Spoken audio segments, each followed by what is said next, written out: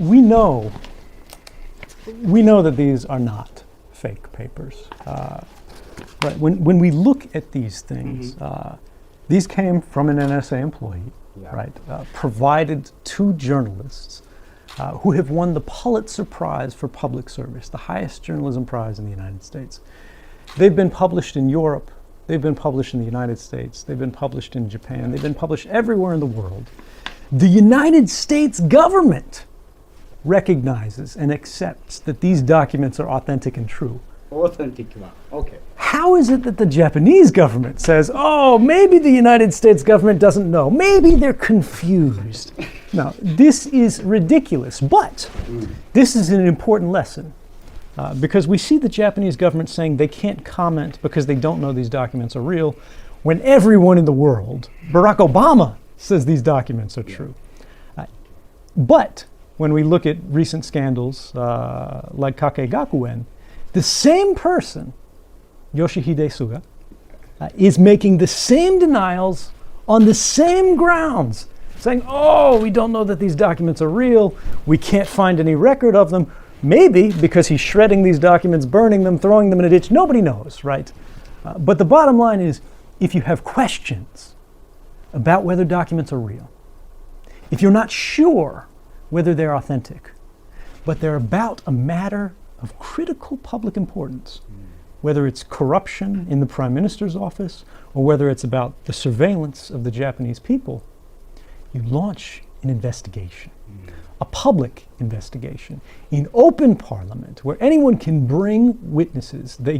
Parliaments from the members of parliament from all parties can demand government officials come in, whether they're American officials, whether they're Japanese officials. You make them swear an oath to tell the truth, where it's a crime if they lie, and you investigate. Germany has done this. Germany is the only country in the world we've seen that has launched a public inquiry into whether these NSA revelations were true and correct, and to find out not just what the US National Security Agency did, but what the German intelligence agencies did with the NSA. And did they break the law? If Mr. Yoshihide Suga is so uncertain about whether these documents are real, he should be demanding a parliamentary investigation, just as the Germans did, not only to see what the US National Security Agency did, but what the Japanese intelligence agencies did. When he does that, maybe we can believe him. It could all be false, and Mr. Snowden is the best actor I've ever met in my life. But having visited him 9 times over 2 years, I feel from my heart, from all my experience, that he is telling the truth about all this experience. So this goes back to 2010, and he said exactly in the film, he says, the United States wanted us to tap the Japanese. The Japanese intelligence agencies refused to because of their laws or their ethics, and we tapped them anyway. And in the event that one day Japan would no longer be our ally, we inserted malware into their civilian infrastructure with the idea of lights out. That's the whole grid, the railroad system, communication system. He did not specify nuclear, and I don't know the implications of that on nuclear. I would imagine that might be handled differently, but that's just my assumption. And then he also says, not only in Japan, but he adds, as if it's all normal, he adds, we do this in Brazil, we do this in Mexico, we do this with countries in Europe. He didn't specify all of them. This is an amazing revelation of cyber warfare plans in 2010 area, in Japan and elsewhere. And if you know, and you go back in your head, think about the links. The United States attacked Iran with malware. They tried in 2007, 8, 9, and they finally succeeded to some degree in 2010. They attacked Iran and destroyed the parts of the nuclear facility at their base in Iran. I don't remember the name. They had a meltdown of some of their vials, about 400 vials, and they were replaced and they were put back online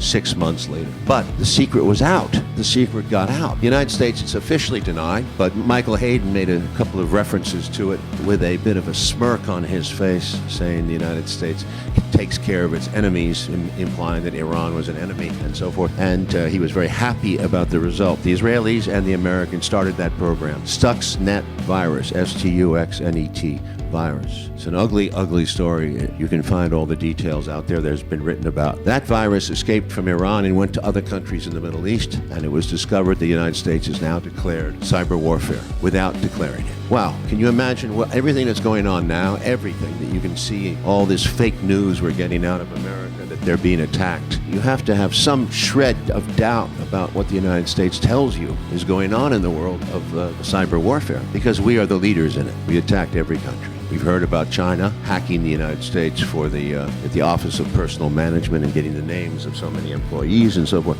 but they have not presented any evidence of anything else. And they've made wild accusations in the last few weeks without any basis of evidence. So this is a world that has come upon us through, that has brought, Mr. Snowden brought our attention to, but we know so little of the surface of it. But it is a new form of warfare, just as important to me as the Americans dropping the atomic bomb in Japan in 1945. It's a declaration of a new kind of warfare. Very dangerous. On top of just the ordinary concept of surveillance of the entire world. Obviously, this is to me, by any legal definition, this is an act of war. The United States is not in alliance with Japan or any of these other countries. You are hostages, because if you ever expressed an interest to cut loose from an American alliance or go with another group, economic group, or with China, this, that, you would be subject to blackmail and this kind of hostage-taking situation. Very serious situation. I would like to speculate if a group of journalists, or even one journalist from Japan, were to get together and go to your ministry, to the Defense Department or whoever you think was appropriate, and ask them if they know anything about this situation, what would they say? They could say they don't know anything about it. Or two, very likely they might say they would deny it, because